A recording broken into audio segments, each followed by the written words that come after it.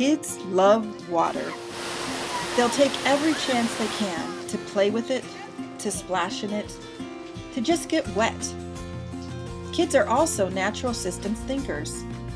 They'll take every chance they can to explore, to ask questions, to just wonder.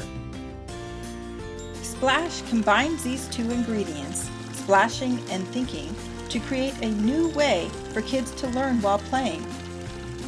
To help them do that, we're building a bridge from concrete experiences to abstract modeling.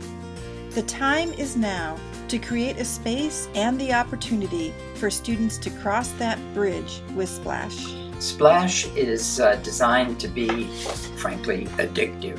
It's designed to entice kids into experimenting with simulation environments.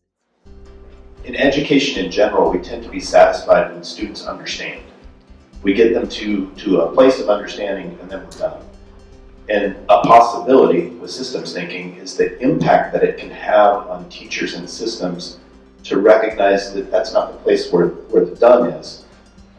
If you can get kids to a place where they're ready to take an action. And with systems thinking, you don't have to try. It just causes students to ask questions about how can I impact the system. Because it is our job to help people model, give them the tools to model things in the real world. This makes sense to people. In my mind, this whole movement is a stand in the world that young people and the future leaders will have a chance to use these kind of approaches. And the approaches for me, doing things like making sure that kids do get to see the world as an interdependent whole. That's just worthwhile in itself. A chance to help students look at their own assumptions really critically and inquire into other people's assumptions. And overall make the world kind of become the world that they really want to see. I remember a particular session with my son when he was 8 years old.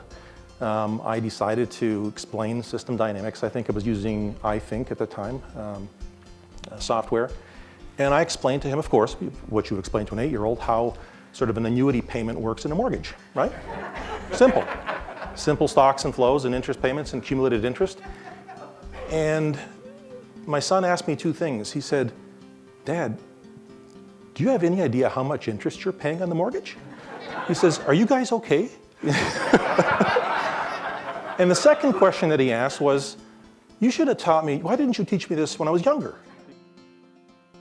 I'm convinced that with the efforts of the teachers that are involved in developing this software, that we could have the next great breakthrough that helps us expand dramatically the accessibility to systems thinking and systems modeling in the schools. And that's got to be good for the problems that face us and will face us in the future.